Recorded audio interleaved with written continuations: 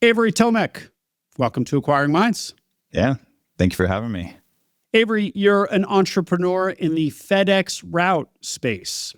You barely survived when you bought your first route during COVID. Today, you are absolutely crushing it.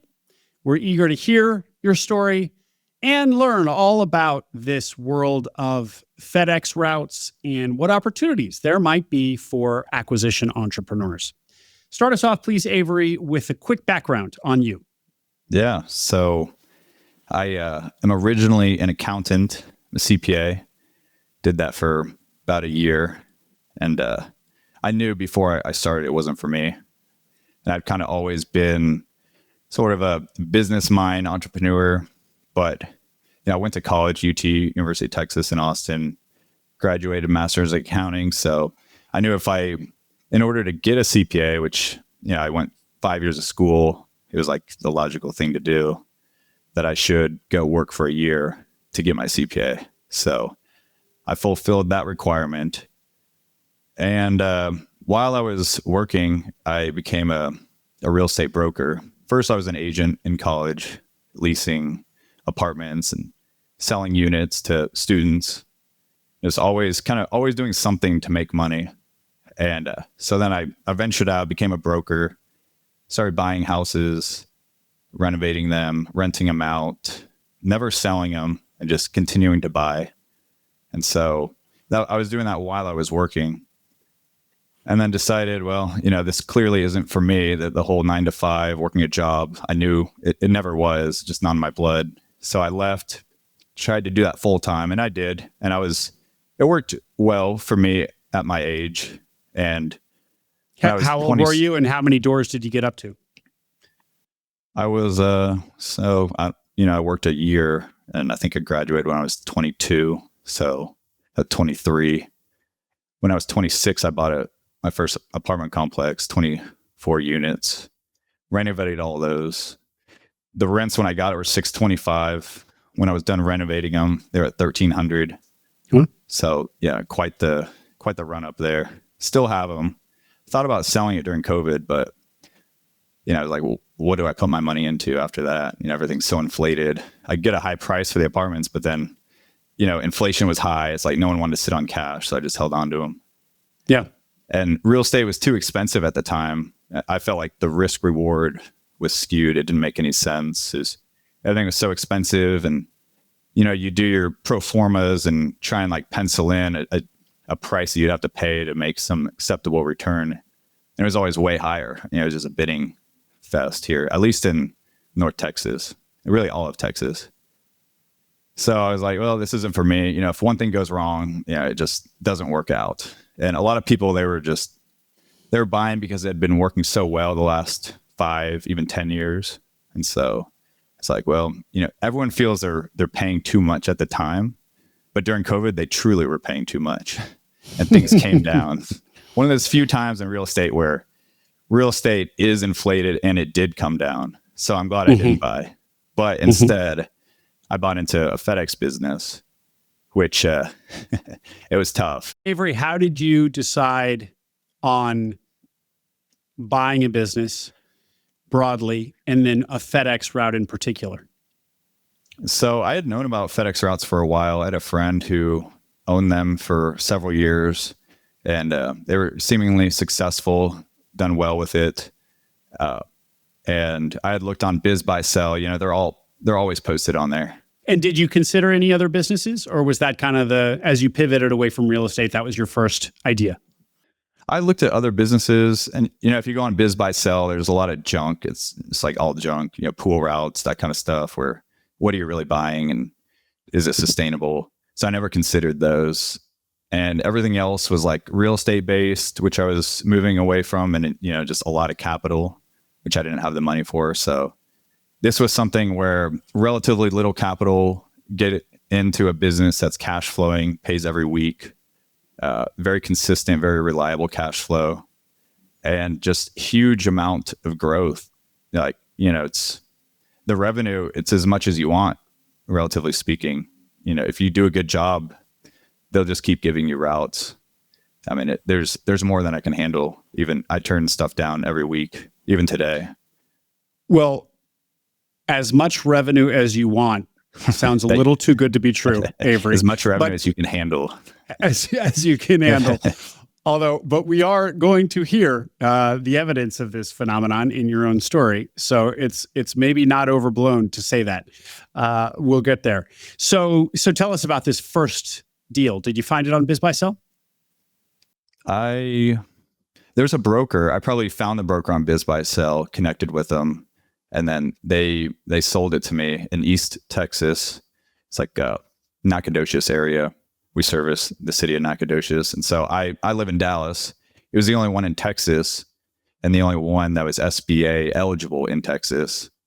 And I didn't want to waste any time. So I just jumped on it. I said, the sooner I can get started, the sooner I can start compounding and learning and growing. Because, it takes a long time to get good at anything. So the sooner you can start, the better off you are. And even though I paid a lot too much at the time, it was still the right choice because of getting started at the time I did. And I kind of figured I was paying too much. It was COVID, the valuations were high, and actually interest rates were pretty cheap. Unfortunately, my SBA loan was a variable, so it shot up, basically doubled. But I was able to start learning and start getting my foot in the door and figuring out what to do. And so I could have maybe waited 6 months and paid quite a bit less. Yeah. Yeah. But it was still the right decision. Well, this orientation of yours, this toward action, getting in the game, is one that we celebrate here. Of course, you don't want to be reckless, and there can be pain if you're just all action all the time. Mm-hmm. And indeed, in your case, there was some pain, and not even just what you referred to that you probably overpaid. There was more pain than that.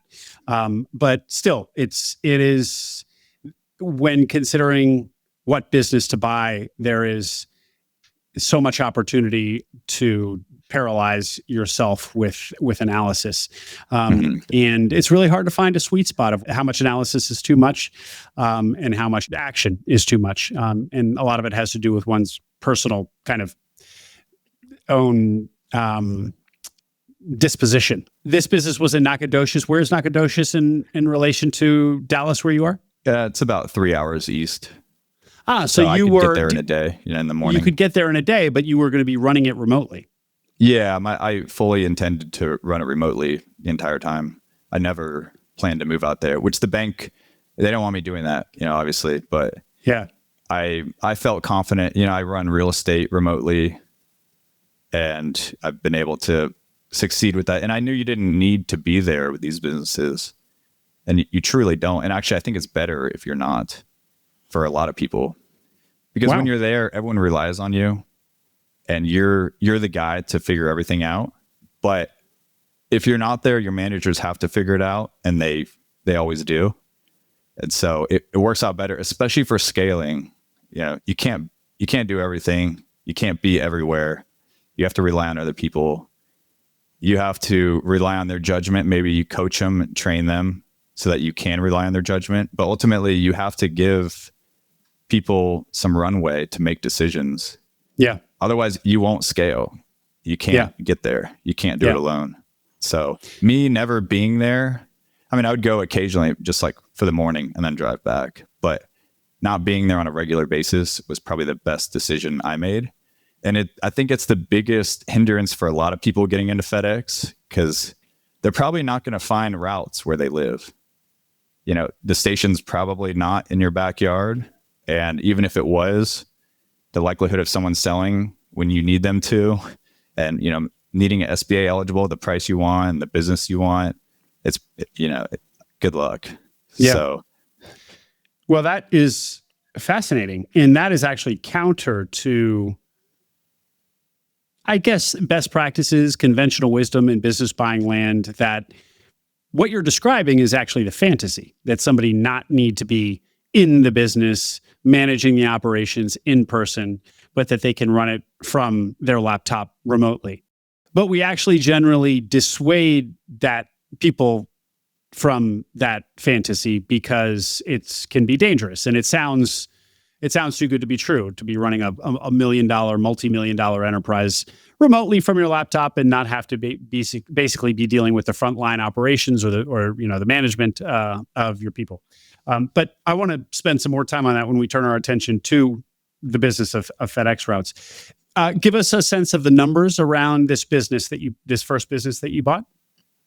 Yeah, so FedEx pays weekly every Friday. I think at the time it was like $22,000 revenue a week, and actually dipped down to like 18 at one point when, COVID was at its tail end. Everyone became broke again. No more stimulus, and people were kind of sort of tired of buying stuff online. They're ready to go to a store, ready to maybe not buy stuff and go on a trip. So the revenue dropped to a kind of concerning amount, especially for me at the time, in the debt that I took on.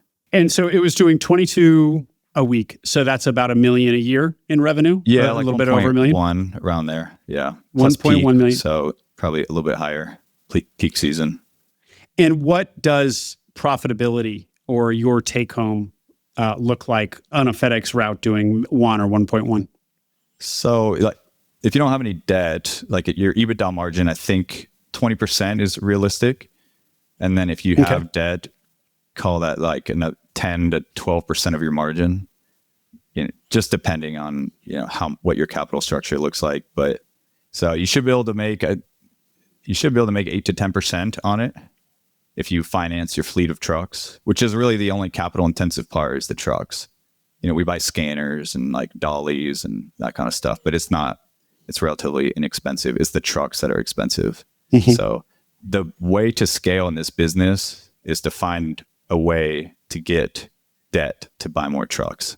This first route, so how was it priced? What was it selling for, and how was that enterprise value calculated? Yeah, it was like I think I paid like a 4.6 multiple of EBITDA, which was high.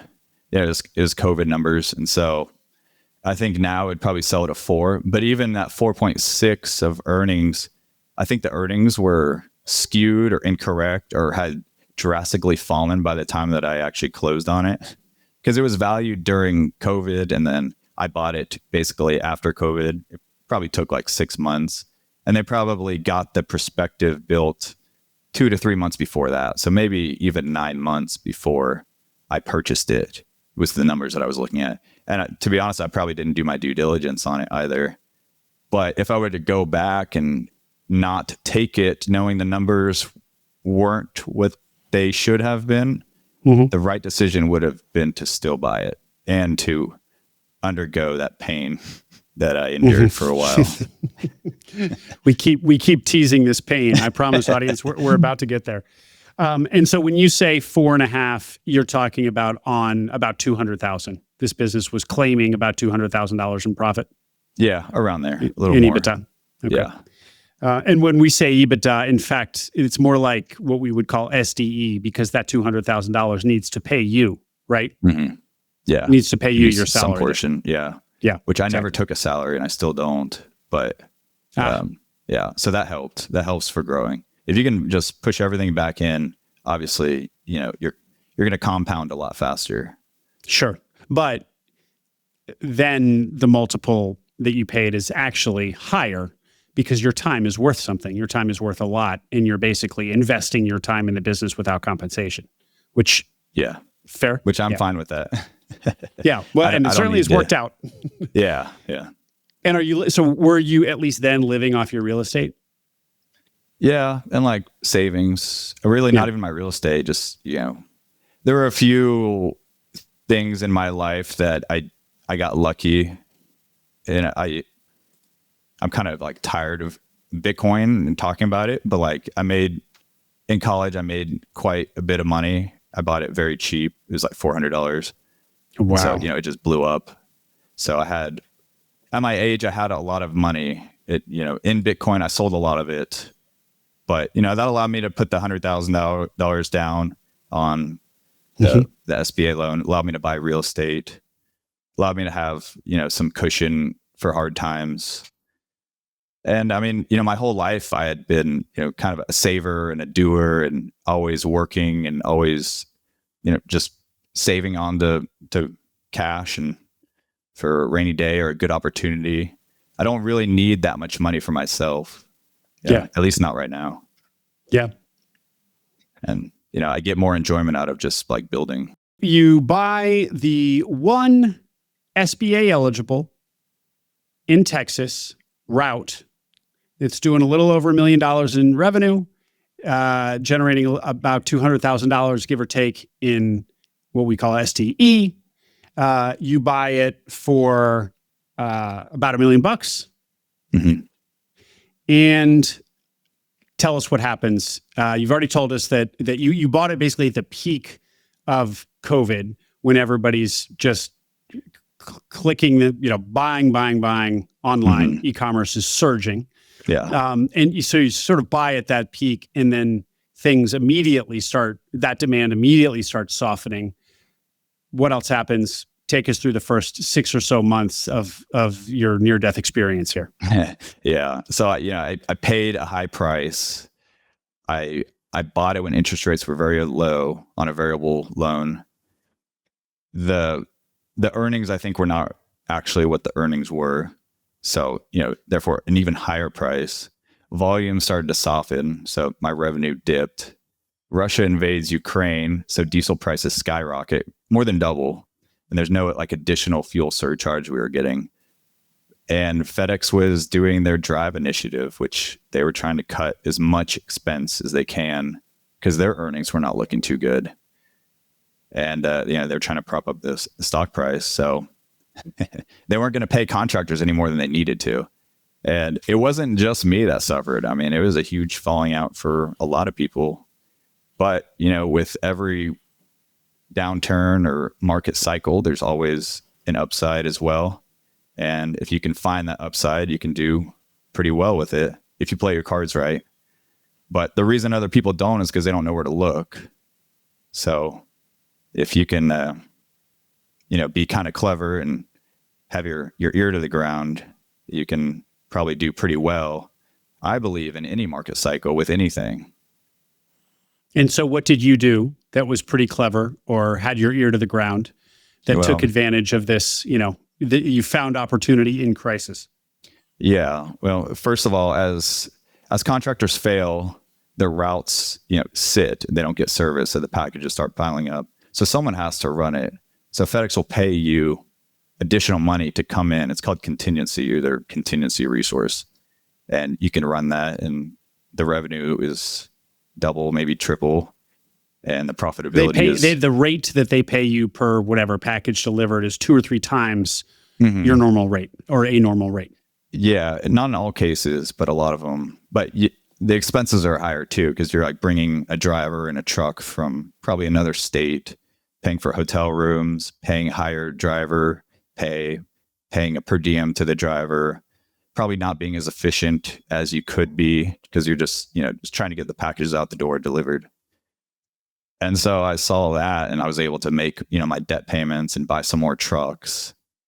And more people were failing. And so these routes just kept popping up, and routes that were, I paid a high price. They were worth a lot.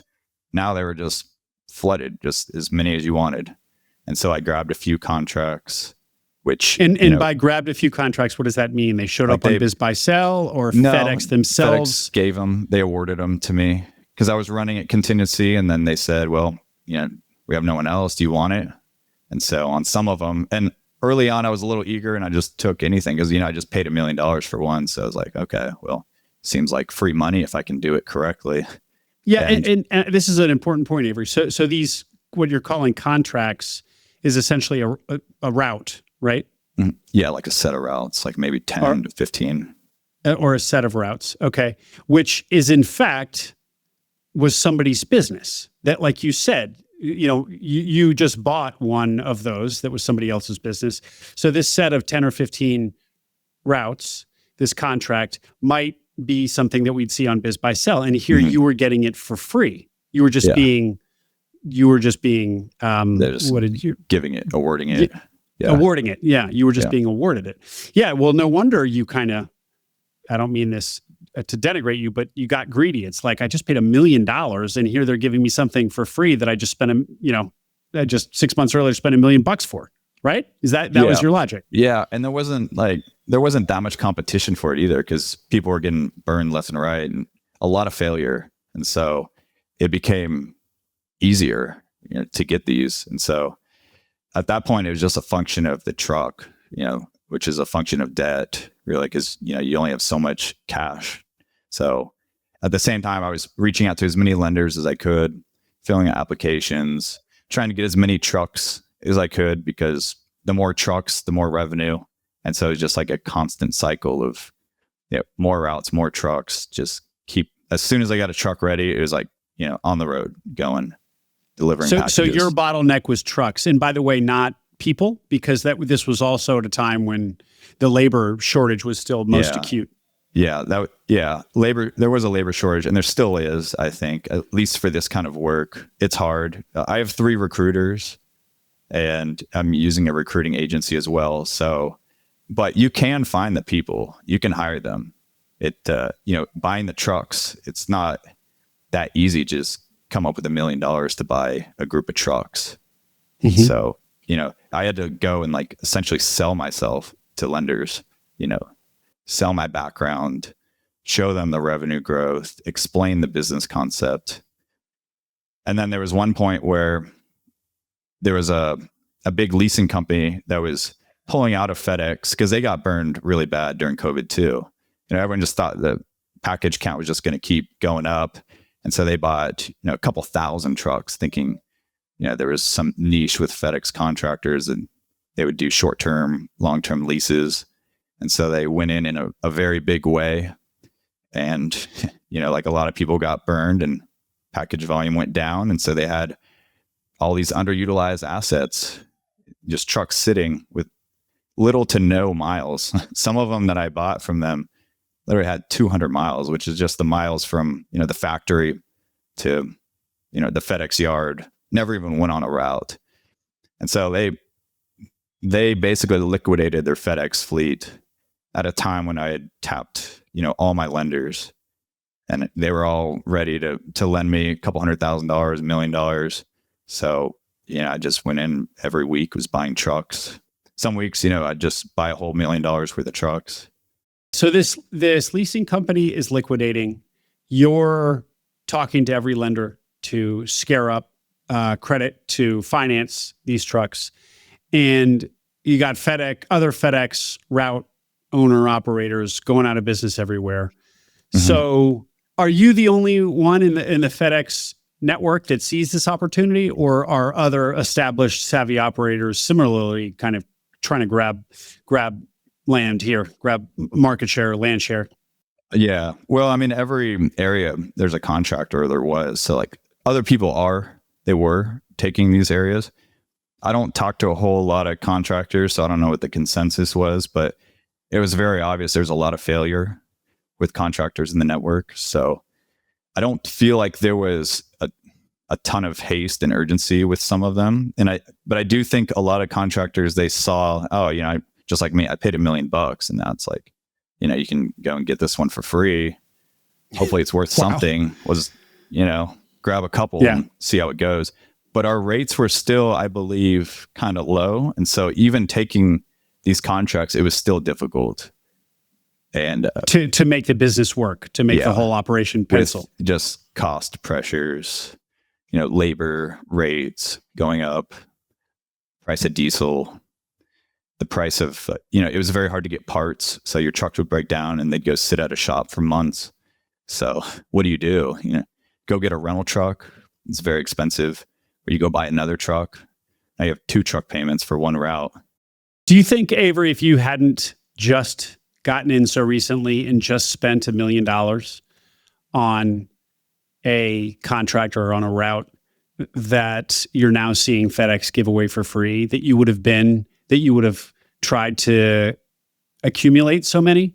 Because I imagine, because there's all this negative signal, shipments are coming down, fuel costs are going up, owner operators are going out of business everywhere. So you can imagine the psychological reaction to that for somebody in your seat or other FedEx owner operators who could have accumulated a bunch of routes in that time, just being bearish on FedEx. It's like this was like a blood in the streets moment, and you, to your credit, really were hungry while everybody. What is it? Well, hungry when everybody else was scared. And yet. And yet I wonder, did you have the vision of how smart what you were doing was, or were you just kind of like had this other psychology phenomenon where I just spent $1 million on this and now they're giving me one for free. I'm going to grab as many of these as I can just for that reason alone, sort of thing. Yeah. I mean, there were about 3 times where I thought maybe I was going to lose it all. But, when other people are bearish, like I said, there's a bull market in every market cycle. And you got to be a cyclical player and, a lot of times do the opposite of what other people are doing. So when this leasing company that I was telling you about was going out of business, they had like 2,000 of these step vans, and Ford and Freightliner are the only manufacturers, and they had stopped because no one was buying any, and they had lost a lot of money too. So I knew there was no production, but yet this company was just fire sailing their fleet. And I was getting a truck that new was $65,000, $70,000. I'd get it with like 20,000 miles for about 30,000. Yeah. Like, well, dang, I can put, 20,000 miles in like, 2 months. So it's not really that big of a deal. These things will go over 200,000 miles. So it's not really that depreciated. And for half price or even less than half price, it's like just a no brainer. Sometimes in life, you'll get a couple opportunities where things just really work out, and you gotta have the courage and discipline to go for it. To your credit, this was a scary moment where all the arrows are red, and you recognize that in the moment and scramble to kind of go all in and then some, talk to every lender, borrow everything you can to accumulate these trucks at this, once in a lifetime window to get this very scarce resource at a very good price to build your empire. It's really, you could imagine a Hollywood scene of like, the investor making serious, aggressive moves, in a mad scramble. By the way, almost losing it a few times. So there must have been moments of doubt where you were like, oops, I got a little too aggressive. What were these other moments where you thought you were going to lose it all? One of them was with FedEx, you can do, it's called pickup and delivery, which is what we've been talking about. It's like a step van, a small truck. You pick up packages, you deliver packages. And then the other one it's called line haul. It's a tractor trailer. So you move trailers from hub to hub. And so I got into that, and that really fell off. And so I had 5 tractors. My payments were like $15,000 a month on those, and I was not getting by. And it was just eating me up. My revenue was not that high at the time, and so $15,000 a month was pretty significant. And I had a couple sleepless nights during that period, but I ended up getting out of it. I still have a tractor that I'm paying on, but it's like $3,500 a month or something. And even now, that market is still very depressed, and it's not a good time to get in. Not yet. Maybe it will be soon, but I know they're moving a lot of packages rail. So I think until we see some sort of shift there, it's not yet the time, but it will be, at some point.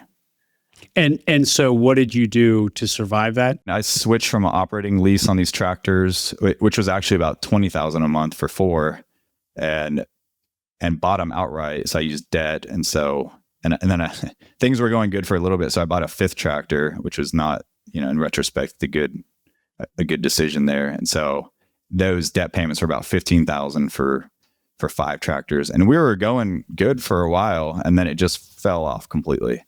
And I ended up selling it to someone who's more courageous than me, and they took it and, they basically just bought the trucks. It was like, all right, it's all yours. Just get me out of these payments. And I don't know how it's doing for them, but I think they pay cash. So, at least they don't have like too big of a cash flow concern. Any other sketchy times? Just, kind of early on when things were a bit hectic and I took on a lot of debt, a lot of high interest debt with truck prices that were expensive then. It was before the truck market just kind of fell out, and I just had a lot of payments, and it was just kind of uneasy. Mm-hmm. But since then, I mean, it's been good. Did just volumes come back with FedEx? Volumes came back. Express merged with ground, which Express is like the high priority, 1-2 day packages. Mm-hmm. There's time commitments. You got to get there at a certain time. That was a standalone branch that they would use their own employees to run. It's part of their drive initiative I was telling you about to cut cost. They merged it with ground, and now we take it. It's not fully integrated, but it's getting there. And so that was like about a 30% increase in volume. So right there, if you had any underutilized assets, you had a use for them right there. And then I think FedEx, they started, I can't speak for FedEx, but the rates improved. I think they might've been paying a lot of contingency, and they decided, well, maybe this isn't the right move, or maybe they just saw that, inflation was still high, at least for our input costs, and our rates have improved since then. Nothing stays low forever. Nothing stays bad forever. When things are good, people forget that they'll be bad again. And when things are bad, people forget that they'll be good again. So if you can be patient and last, you can weather just about any storm. You have a really kind of Warren Buffett-esque ability to control your psychology. You don't get carried away when the times are good, and you don't get scared when times are bad. In fact, you go to work and make bets. And we all know that this is all the conventional wisdom of investing. But as Buffett always points out, it is surprisingly difficult for even smart people to control their own emotions in the ups and downs of market. But you seem to be able to. Well, I think the best investors were prior business people, which was Warren Buffett as well. And I also believe that the earlier you can start, like I was talking about earlier, the better. You have a longer runway to learn from your mistakes. Yeah. And I'd kind of always been a business person, so I'd gotten burned a few times. Yeah. And I the best lessons are learned from experience. Yeah. And so I knew, I know what it's like to take a big loss, and you don't want to repeat it, and you learn from those mistakes. And so it just makes you better. And that's why I think a lot of business people, after a while, they turn to investing because it's the same psychology. And probably by that time they have more capital. And so it's less about your time that you're inputting, more your capital. So well, I think that's why most people end up as investors. It's if they get sick of operating, and if they have enough capital to make it interesting, they'd prefer to point and click their way to more wealth, or think their way and not have to get their hands very dirty. Let's get on the same page story-wise. What year are we, I guess, when things kind of start to settle out after all of those scares? 22? When things started settling out, it was like last year, 2024. Yeah. Oh, sorry. When did you buy that first route? 22. Oh, and you bought in 22. Okay. And so things finally started settling down by about basically 2 years into your tenure. Yeah, roughly. Yeah. And then That's right? Yeah. Maybe a little over a year. It's been turning around. And then it's like each month since then has just been better and better and better. Me and my team, we're starting to figure things out. And I feel like we're getting a reputation with FedEx. And I bought so many trucks. And it took a while to, all these used trucks, they got something wrong with them. I had to, go through and fix whatever needed to be fixed on them and get them approved to be used with FedEx. So it took time. And now I have most of those trucks deployed. And so, things they're running pretty good. And I'm now trying, I'm always kind of thinking 6, 12 months ahead. I've got about 50 trucks on reserve. Just bought 10 last week. Just trying to keep the pipeline full. So when trucks were cheap, I knew they were going to get very expensive. And now they are. They're about 50% more than they were before. But I also knew that we need trucks no matter what the price is. And so even if they go from $60,000 to $90,000, I'm still going to need them. And I knew there was going to be a shortage. So about 6 months ago, I started working to get these new trucks that are very expensive. And I've got a lot reserved. And everyone that I talk to, they don't have any trucks in the pipeline. And so this peak, I'll be pretty deep with resources. So I hope we'll do good. We'll have trucks when no one else will. Exactly. You just bought 10. You have 50 more on, what did you say? On order? Yeah, that'll come prior to September. And then what is your fleet today? The size, the number. How many trucks do you have? We're like 240 trucks. So 240 trucks deployed across your FedEx empire. And so what percentile does that put you in across all FedEx route operators? Do you think? I don't know. They don't publish that kind of stuff as far as I know. And I don't talk to a whole lot of contractors, but I'm pretty sure I've got to be one of the largest. I've not met anyone larger. I know there was a contractor that was, he had like a brokerage, kind of high profile in the industry, and I think he was pretty big. I don't know what he was, how many routes he was running. Is this the guy that I mentioned having heard about? What's his name? Spencer Patton. Yeah, exactly. He still has a brokerage. I don't know how active he is anymore. I mean, he's not a contractor. How in the world of FedEx do you measure scale? Is it number of trucks deployed, number of what did you have, kind of revenue per week, packages delivered? What are the key metrics in this world? Yeah, I would say those three, like number of trucks, number of routes that you're running, maybe number of packages or stops that you do, and then probably, revenue, at least on the P&D side, pickup and delivery side of the business. Can you give us all those numbers in your case today, July 2025? Yeah. Well, I've got 240 trucks. Not all of them are active. We're running about 152 of those today. I mean, you got to have plenty of extra. So it sounds like I have a lot of extra trucks, and I do, but they go down all the time. So you have to, take it to the shop, get another one out there, just keep it going. We're running 15,000 stops today. And last week did $550,000 in revenue. It's a big difference from 21,000 3 years ago. $550,000 in revenue last week. And that revenue is your business's top line revenue? Yeah, correct. Yeah. And the way that works is FedEx corporate deposits that money in your account on a weekly basis. Yeah, each Friday. It's like an ACH deposit. Yeah. So we see the numbers on Tuesday night, like what will be deposited on Friday. Mm-hmm. And those weekly deposits are just the lifeline of everything. If it wasn't weekly, this would be a very different operation.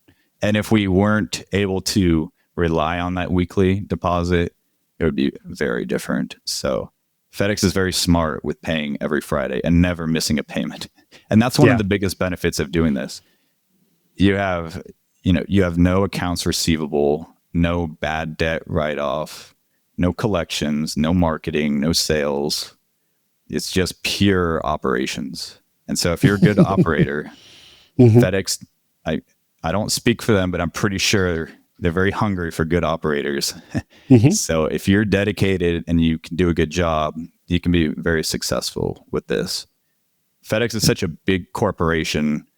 Their little crumbs they leave behind are gold nuggets to individuals. And what do you mean by that? What do you mean? What crumbs? Like, like I was saying with contingency, they need someone to get in there. Someone has to deliver those packages. They can't get 2, 3, 4 days behind, it's not acceptable. So there's a point where they will just about pay you whatever it's going to take, especially in peak season, to get those packages delivered. And if you can run it successfully and hold it down, and it's not easy to do, but if you can do that, you can make good money with it. More than a lot of other businesses.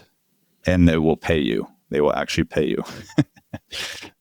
And that weekly deposit is for the prior week's the prior activity. So it's not from 4 weeks ago. So really there's very little in terms of accounts receivable. It's days. Yeah. From when you do the work max. to when FedEx pays you. Yeah. Correct. Great. Yeah, you don't have to bill them. The money just shows up. That's enticing. One thing in our world that comes as a rude awakening to almost every business buyer who's never run a business before is the working capital realities in small business and how counterintuitively difficult it is, and how easy it is, and the pitfalls there, how easy it is to get caught and barely be able to make payroll, what have you. So what you're saying here is really going to resonate with the audience. Well, and with this business, you actually don't need that much working capital because they pay every Friday. And as long as you're somewhat profitable, you'll be okay with not a whole lot of working capital. And I wouldn't advocate that, someone come into this with like no cushion, no money. You got to have some, but I've had times where I didn't really have like hardly anything in the checking account. I had like some savings that if I needed to tap it, I could. And then I would just do that week after week when I was buying a lot of trucks, just barely make payroll and spend the rest for trucks because they were so cheap. And I knew honestly, I could have flipped those trucks for a decent return. And I wasn't just buying them directly from the seller of it, this leasing company. I was buying them at auction where they were selling them even cheaper. So I had an auction friend and I'd pay them a fee and I'd go buy them, as cheap as I could get them. And, just the more trucks, the better. And very scrappy. Yeah. You had a contact, you had an in. Yeah. And that's what you got to look for with anything. I believe you can be successful with anything. You could have a really good garbage collection company. You could be a great painter of, houses or whatever. If you're good, the world will compensate you. You gotta be well above average. Well, it helps to be in a growing industry, which you are. I guess. We're all ordering more and more stuff online. I guess that's where the growth is coming from. But you did actually experience retraction in the industry in your first 6 months. In fact, there was shrinkage or contraction in the industry, but that was momentary, and we're all back now to probably buying incrementally more things online. Just to underline what you built here, $550,000 a week. Let's call that $2 million a month, or $25 million a year enterprise run rate. Is that 550 was last week a special week, or is that really, are you hitting that number regularly? For the last couple of months, we've been around there, like 450 to 600. Last week was high.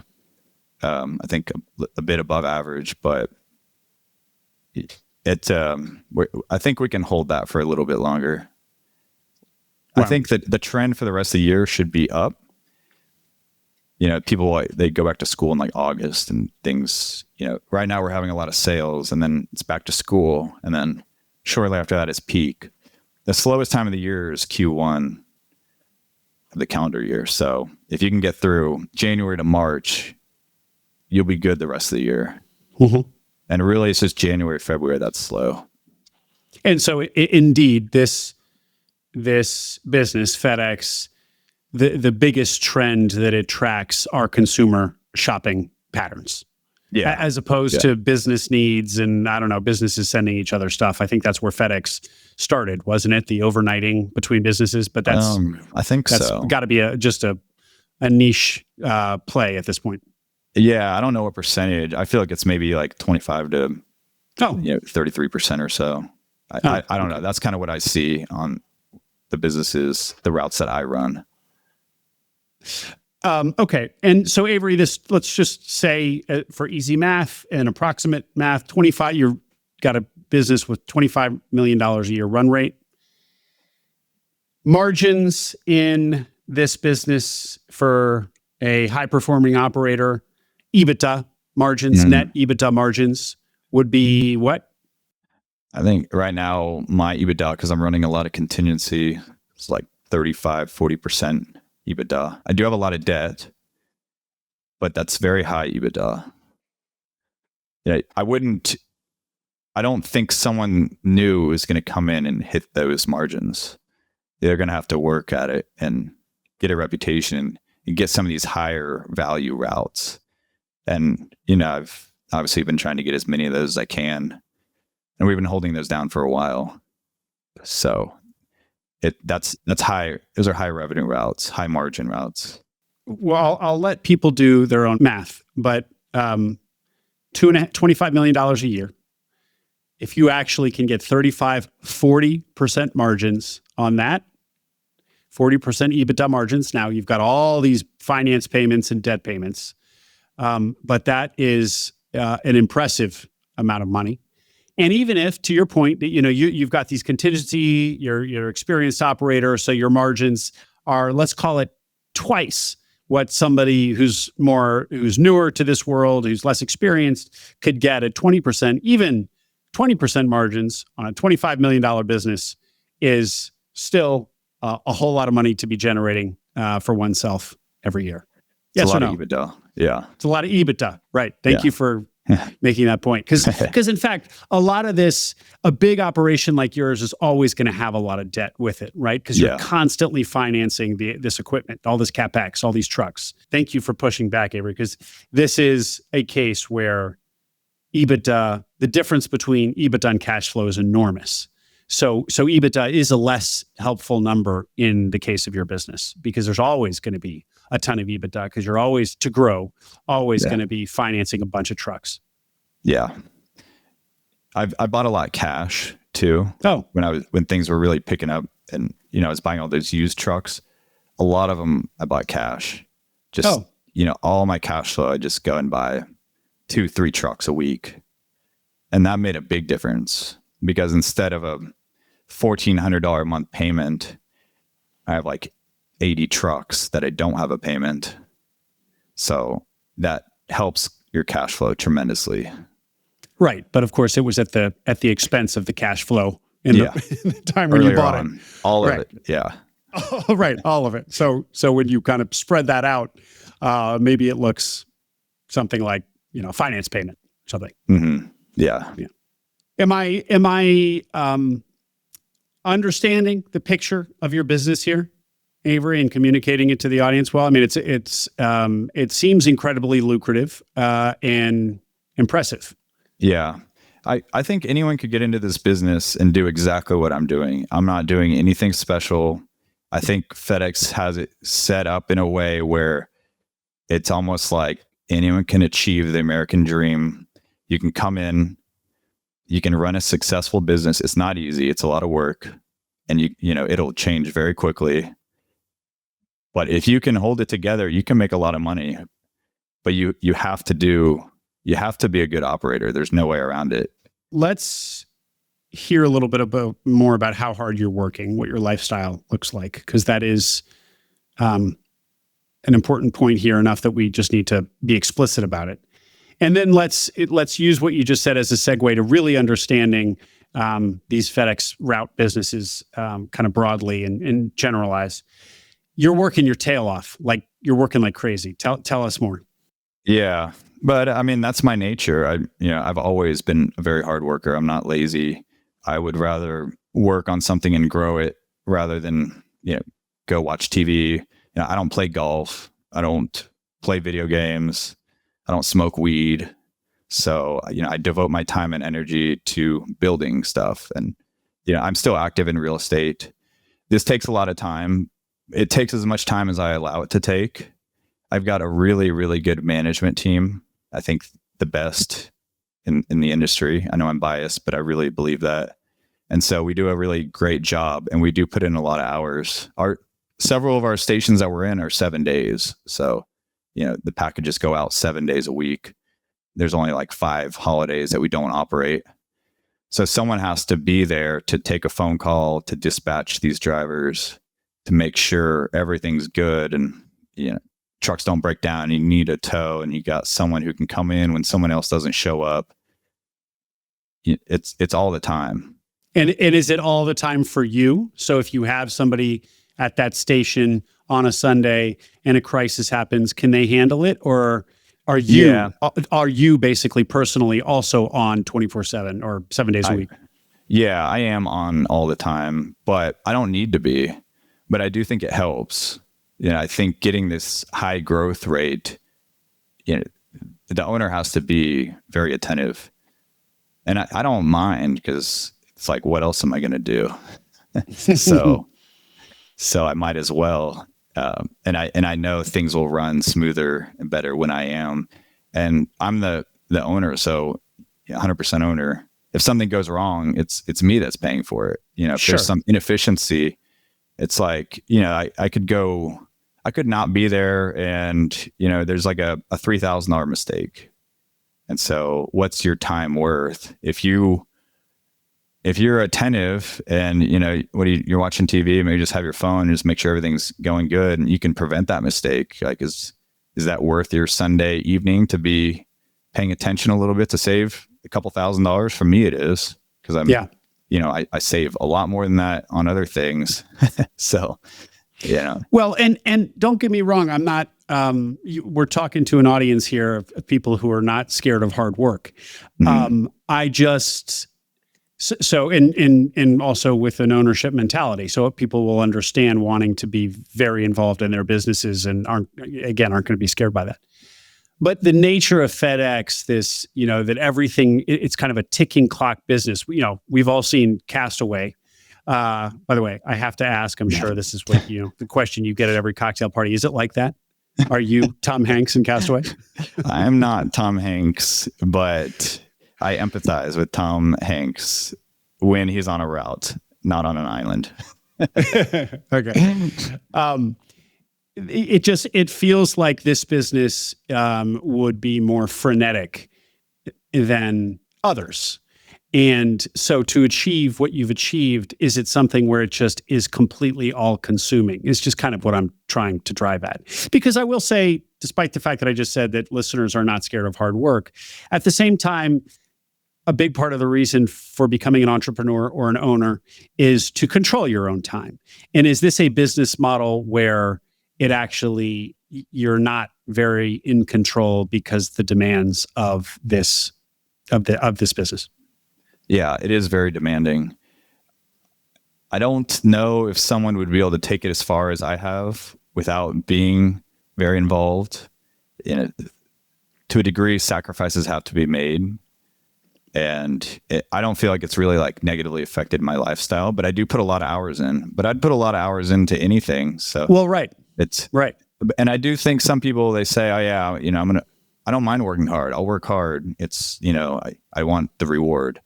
But I think a lot of them, they're saying, I want to work hard for a little bit. And then when I don't want to work hard, I don't want to work hard. Mm-hmm. And really, you have to work hard all the time, because once you get the momentum, you have to at least maintain it, if not continue growing, if that's your goal. So you can't let off the gas. You can't just be like, well, I'm going to take a week off. It's not, unless you've got like something set up where you don't have to do anything. And then I think you might as well just be an investor at that point. I don't. But let's explore that. You're again $25 million run rate business. Let's say you were cool with that level and wanted to hang out there. You didn't want to retire. You didn't want to just go to the beach, but you weren't necessarily trying to grow so aggressively. What could that lifestyle be? I don't think we'd maintain where we're at, because we're doing so much of that short-term high revenue work I was telling you about. Mm-hmm. Yeah. And that is really like owner involved. Like, I'm communicating with FedEx and finding these routes and these opportunities, and then we're acting, very quickly to make sure we get them. I think we could probably run about half that without me being very involved. Okay. But that's obviously not what I want. Well, let's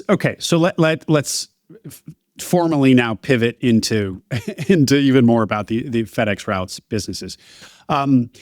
What you're describing, I guess you could say, is a con of this business. Depends on, like you said, your personality, what else you might want to do with your time, if anything. We've talked about the pros of this business, certainly how cash flow works and the regularity of it. You also early on said you can have as much revenue basically as you want, as you're willing to work for. Yeah. Any other pros and pro or con that you want to say about this opportunity for outsiders looking in? Yeah. I would say if I could go back in time and do it all over again, I would. It'd be great to know what I know now. So it's like, if people are listening, I hope this is helpful. And, if people want to reach out, I'm willing to help them.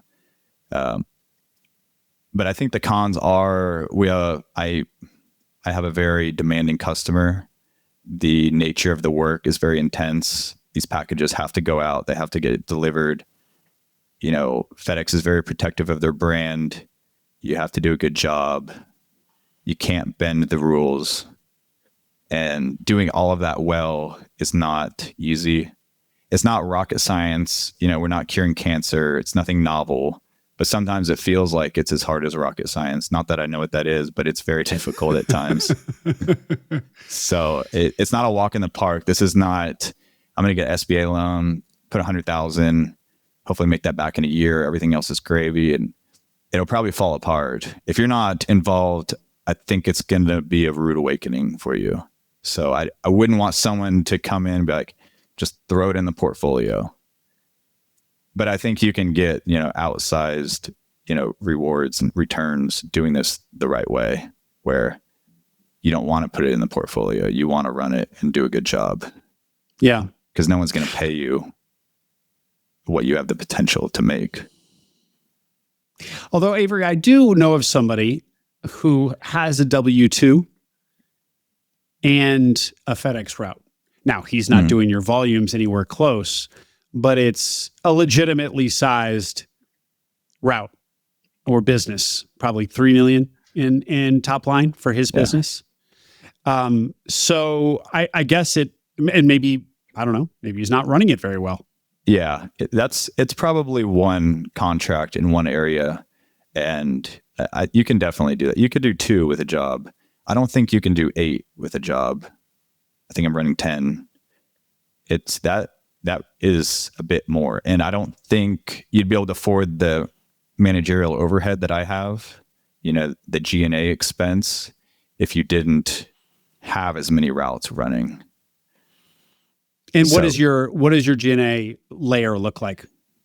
Roughly basically 3, like general managers, VPs, whatever you want to call them. Mm-hmm. And they're, full-time.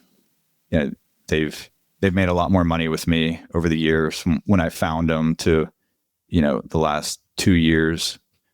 So we've all been winning together, and, they're very dedicated and do an amazing job. You have to find people like that. If you want to scale and you grow, you have to find really good people. That's the key. And that will make it way more manageable. And otherwise it's just, it'll be hard. Really hard. And I don't think you'll take it as far. Yeah. I mean, pay up for good people. It's worth it. Yeah. Yeah. And these managers or VPs are operational. I mean, you've already made clear that the whole business is operational. There's no sales function. There's no marketing function. There's no collections function. So everybody in the business up and down the stack is pretty much operational in one way or another. Yeah. Yeah. I mean, even the mechanics, they're on our timeline. They need to get there when we need them to get there. Yeah. Yeah. And what about, I know you're resisting this, but I'm going to press you on it anyway. You replacing yourself if you didn't need to grow as aggressively, so you weren't always kind of trying to be clever and with FedEx and talking to FedEx about what other opportunities, raising your hand for opportunities and so on, and trying to find opportunities to buy, build your fleet. But you needed somebody good to just keep things where they are, but super tight. Mhm. Couldn't you do that if you, in theory? Yeah. I, not to the extent I'm running it now. It wouldn't be running as hot as we are now, but for sure. And I've spoken to my managers about that, a plan, upon my demise or whatever, they could hold it together. I don't think they would be able to get the contingency work that we're getting, but the long-term contracts they could run without me, Mm-hmm. or at least me just mostly out of the picture. And what is so hard about getting these contingency You contracts? just you gotta be out there hunting for them all the time, and then you gotta have resources lined up. They can get there maybe the next day, and then having the trucks ready. A lot of my time is, looking for the opportunities and getting trucks for the next 6 months. And so those are things that it'd be kind of hard to delegate right now. I think it could definitely be done. I don't think I really need to be here all the time. If I'm okay at achieving a lower level of, revenue or success. And I think other people could do that. Great. You got to find the right people. And say more about the remote nature of this. So where, first of all, tell us what the geographic footprint of your empire is today. Yeah, I'll give you the states. So Texas, Louisiana, Alabama, Tennessee, Missouri, Kentucky, Ohio. Wow. And I don't go to the stations. I mean, just maybe And once what a do you mean quarter. by station? What's a station? The FedEx warehouse. They call it a terminal, Mhm. where the trucks are domiciled and where we dispatch and return back to each day. Hub is that? Yeah, am I using the wrong nomenclature? The hub is I think it's typically a larger facility. Yeah. Yeah. Okay. So yeah, I don't visit them too often. I mean, I spend all my time in this little cubby hole of an office here and take phone calls and monitor the routes and have my computer pulled up. And that's a big chunk of my day. And so when you're managing operations, but it's all from your computer, give us an example of dealing with an operational headache. Is it basically, I guess, I don't know, one of your drivers crashes into a stop sign, or one of the trucks needs a mechanic to look at it? Is it basically just lots of phone calls, scrambling, calling people to fix the problem sort of thing? Yeah. Scrambling is a great way to explain it. A driver doesn't show up for work. Who's going to run the route? Okay, you put your manager on it. Now you got two people not showing up. Well, now you have a route sitting. You're going to pull a driver from another state. They're 3 hours away. You can get them. They can maybe run half the route, 2/3 of the route. Now you have a truck breakdown. Your manager can't make the phone call because they're running a route. You got to get a tow truck. Then you got to get that driver a new truck to finish the route because you can't just fail. And then someone gets sick the next day. And then there's a workers' comp claim. And on and on and on. Yeah, that was good. Very, very I'm exciting. getting a taste. Are you interested now? No, that was good, because that does not sound. It just sounds like things are very brittle. Like these systems are very brittle. Yeah. And some little thing breaks, and there's this horrible domino effect. Yeah, and that's pretty much it. Okay. Okay. Okay, but if somebody wanted to get into this, they don't need to. There's got to be some geographic. There's got to be some benefit to being close or close-ish to your routes. No, if I wanted to buy a route, would I literally just look at the entire U.S.? I'm in Virginia. Yeah, I mean, I think if you could get there in a half day, there'd be benefit to that. Something disastrous happens, you could hop in the car and be there that day. But you could also be there if you catch a flight too. So, and really, if you go there, what are you going to do? Are you going to hop on a route and go deliver the packages? Maybe. But what are you going to do the next day? You're going to go run a route again. Your time is better spent on the business rather than in the business. If if you can foresee problems and shift resources over there ahead of time to prevent that from happening, now you're being proactive rather than reactive. Mm-hmm. And if you're out there running a route yourself, you're not going to scale. Yeah, no, sure. So let's turn our attention to what makes a good route, or in a resale opportunity or a route for sale that somebody might see on Biz Buy Sell. What are we looking for? I know that's a big question, but try to distill it for us. Yeah, I mean, I think the way the network is designed with these contracts, there's no right route to own. I think they're all designed to produce the same margins. I think some areas might have some like unique characteristics that make it harder than others. And some might be a little better where, maybe the labor rate for that market is lower. There's more access to mechanics and cheaper tows. And I think there's some benefit there. But I don't think really there's a wrong business to buy. I think a lot of people, they don't want to like take the really rural routes because they think, go for like an urban city center where maybe it looks like there's a whole lot of packages to deliver.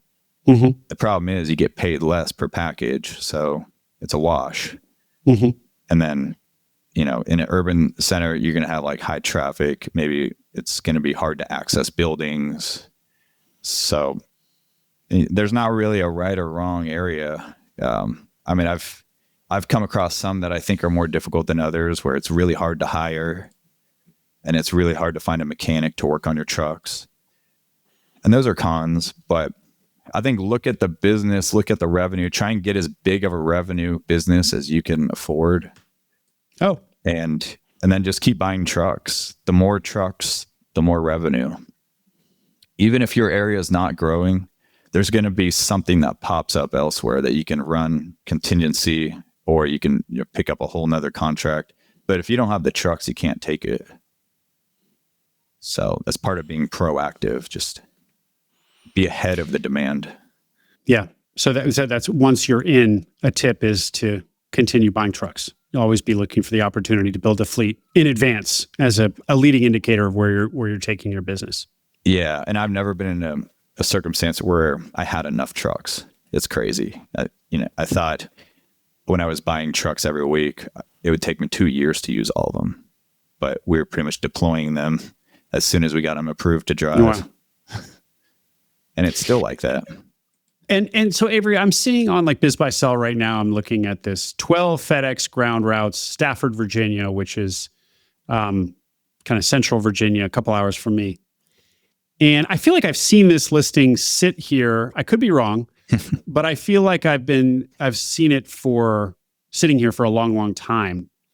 What do you think, even if I'm wrong about that? I know I've seen, anyway, I know I've seen some listing on Biz Buy Sell for FedEx routes sit. What do you think might be wrong with that? I guess the easy answer is it's overpriced, but anything substantive to the business that might scare off would-be buyers? Well, the first thing I think about is if it's been sitting there, what is like the net income showing on it? Is it like, are they able to produce anything on it? If they're not, what's it really worth? Unless you pay very little, basically truck value or something, and just try and turn it around. And that might be the best way for a new person to get into it. Really, all you need to do is buy one, then you have your foot in the door. Then from there, be a good operator, and they'll keep giving you routes. If that's the case, where such a tip and insight here, that if you just got to get in the system and demonstrate yourself to FedEx as a good operator, they'll give you more businesses. Mm-hmm. Why buy big? Why not try to buy basically small to make your initial equity into this project as little as possible? Yeah, I think the problem with small is there's just not enough meat on the bone that you're going to take on this operation. And maybe it's just to get your foot in the door, and maybe that's the right thing to do, but your absolute dollar income won't be that high. Yeah. And so it might feel like you're kind of just wasting your time. Mm. If you could get a $3 million business like what your friend has, $3 million in revenue, if you get a 10% margin, pretty good for a lot of people, and you got your foot in the door. Yeah. And it'll probably keep growing. And you thought you overpaid for your route. Is there a sense of where multiples should be for these? Is there a band for FedEx routes, or is it kind of the same as all small businesses? And well, I don't know what other small businesses are selling for, but I think high 3s, low 4s is kind of where it's trading at, these businesses, for like a good operation. And I think you could buy some like failing operations for the price of the trucks, roughly. Just someone to get out. Maybe they have a bad safety score or something and they're like going to lose it. And so rather than losing it, they can just sell their trucks and maybe a small amount on top or something. I think that happens quite often. I want to understand why it would be hard, because it seems like, this is a proven model. So if some route or operator contractor is failing, I got to believe it's their fault and not the fault of something like, with the market or otherwise, because the FedEx model works and FedEx will pay route operators whatever is necessary to make it commercially viable for those operators. So if somebody's failing, so it feels like it's a great system to go in and buy underperforming operators, because there's almost kind of like a certainty, like that there's a business there. The current operator's just doing it wrong. Yeah. And I think that's the case in majority of the failing operations. But it's such a big network that you're going to have areas that the rates probably don't make sense. Maybe San Francisco, where like the labor rates really, I heard that was like a rough area where it's just really hard to get people to show up and do the job, and they want a lot of money. And then, the package rates just weren't there. I don't know a whole lot about it, but I think there are niches like that where it's really hard and it's kind of skewed against you. So if you can find something that's skewed towards you, obviously that's better. But I mean, you'd come in and buy these cheap and turn them around and probably do well, but why buy more than one if you can get in, buy a good one, show some success, and then just get them awarded to you for nothing? Yeah. Yeah. And to this point about San Francisco, we can abstract away like what a good market is based on the inputs and outputs. And so you want your inputs to be low, your outputs to be high. So what you're looking at in those two columns, inputs is what the labor rate is, how easy it is to find people, and what else? Because it's not truck price, because that's across the country. It doesn't. It's really people and maintaining your trucks. That's majority, probably 80% of it. And then on the outputs, it's what FedEx pays in that market. Yeah. So you want them to pay kind of more, and you want labor and mechanics cost to be less. Low. Yeah. That's your spread. Try and be between efficient, where, running the fewest number of miles. So you're burning less fuel, less tires, less depreciation on the trucks, and then building the routes such that they're profitable to begin with. So run full trucks. You want the truck to be full of packages. And, try and run as many of those full trucks as you can. You don't want to, go out half full. It's going to be hard to make anything on that. You probably lose. So you got to engineer it correctly. And then you got to make sure the workload is manageable for the driver. You can't just, I'm going to make sure that all these trucks are just completely full, and, I'm going to make a lot of money on. Well, drivers will probably quit, bring the truck back. Now you're in like an endless cycle of recruiting, hiring, training. They quit again. So you got to find a balance. So there's a lot of variables here. Yeah. Yeah. No, there are. It's definitely not those 3 or 4 inputs and outputs I said. Good. This is so educational, Avery. And then I heard you say at the top with your first acquisition that it was the only SBA eligible one in Texas. So what is this point about SBA eligibility? Why are some eligible and some not? I think it's the amount of time that the business has been around, and then the profitability of it. It has to be a profitable business that can support the debt payment. and SBA lenders want it to be, they don't want it to be brand new. I don't know what the minimum is, probably at least a year. I think they like to see 2 years. So it can't be a brand new business. Someone just spun up, got it for free, staffed it and flipping it for a lot. They want to see some like trend of profitability and profitable enough to support the debt payment. Great. You mentioned the demanding customer. So this is a business with, 100% customer concentration, as we talk about, that would be a big con of this business. So your prices are all set. It sounds like maybe sometimes you can kind of negotiate with FedEx depending on how desperate they are to get some packages delivered in a contingency situation. But they can take your route away from you, I guess. And you might say that there are a lot of businesses like this. Franchises might you might say are similar, where the franchisor can take your licensing away, take your franchises away. Don't quote me, everybody. Don't know how that would work. But this feels more one-sided in FedEx's favor than it feels. I could be wrong. More one-sided in FedEx's favor that way. And FedEx is the one paying you. That's important. While they pay you with these incredible terms, they are paying you in a franchise concept.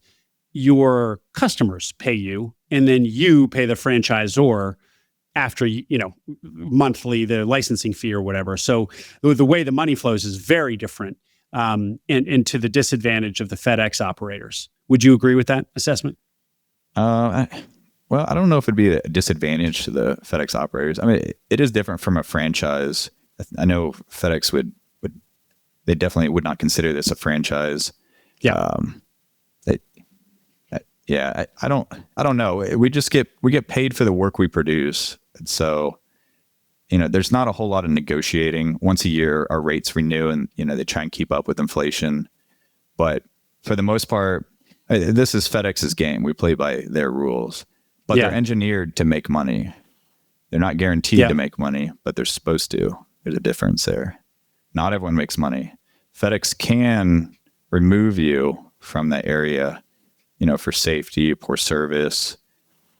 But most of the time, what I've seen is the contractor walks away from it rather. They just start losing money and it's just too much. And they just let it be. And then, they call someone like me and we come run it and keep it covered. Well, I think this is just now crystallizing for me. The fact that you refer to yourself and others in the network as contractors says a lot, because in some ways you really are subcontractors. FedEx has the customer and who's ever paying to ship the package, and then they're farming that work out, contracting that work out to this network of subcontractors, the contractors, you. So that's definitely kind of a different relationship than franchisors to franchisees. Yeah. We are definitely, by definition, contractors for FedEx.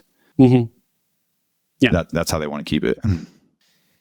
And then if somebody, what do you think maybe you've already answered when I was asking what the going rate for these businesses are, but resale value. So if somebody didn't want to do this forever, or let's take you, maybe you don't want to do this forever. And maybe you also don't want to try to put somebody in to replace you. You want to just, exit this business fully. What is the resale? What is the appetite for resale here? Especially at your size, who's going to buy you? Well, I think I'd break it up into pieces. Just sell each individual station. It seems like there's pretty high demand for these. A lot of people, they want to be their own boss. They want to break away from their job. It's not fulfilling to them, so they want to do something, and they want the opportunity to make more money than they would at their job or doing something else. So it seems like there's no shortage of demand for people getting into this business. And and that's how FedEx designed it, where there are constantly people coming in to do this work because they need someone to do it. They don't want to do it. Yeah. So they have to make it lucrative enough for someone else to do it. Anything that we didn't mention, Avery, that you think the audience should hear? I don't think so. I think that's about it. I mean, I think if anyone's driven and willing to put in the time and effort and get a little creative, you can take a lot of things a long ways, including these FedEx routes. I think this is a really good opportunity for not everyone, but a lot of people, such as myself. If you want the ability to really grow your revenue, it's there. I mean, it's right in front of you. You just play by the rules, and you can have pretty much as you want for a small business. So if you want the ability to grow and produce a lot of revenue, this might be a good opportunity for you. At $25 million run rate, do you have a goal of getting to 50 and 100? Probably not 100. I don't know about 50 either, but we'll see. I mean, well, I'll keep going for a while. I don't know about forever. I don't know if FedEx would allow me to do 100. They might allow me to do 50. They haven't said anything to me yet. I think I could definitely do 30. Well, you're almost We'll just there. see how I'm enjoying it, and we'll go from there. For the foreseeable future, I'll be doing this. Great. Well, congratulations on it, Avery. It's really Shane Ursum, former guest of Acquiring Minds, and somebody that everybody in ETA, or a lot of people in ETA know, recommended that we talk. And it was such a good recommendation. This has been a great education on these businesses, and so much fun to hear about kind of what the outside success could look like in the form of what you built. So thank you very much. Thanks for your transparency and time, Avery Tomek. Thanks, Will. Hope you enjoyed that interview. Don't forget to subscribe to the Acquiring Minds newsletter. We send an email for every episode with an introduction to the interview, a link to the video version on YouTube, and soon, key takeaways, numbers, and more essentials from the interview for those of you who don't have time to listen or watch it. Subscribe at acquiringminds.co. You'll also find all our webinars there on the website, both those we have coming up and recordings of past webinars. At this point, there are over 30 webinar recordings, a wealth of information on all the technical nitty-gritty of buying a business. acquiringminds.co.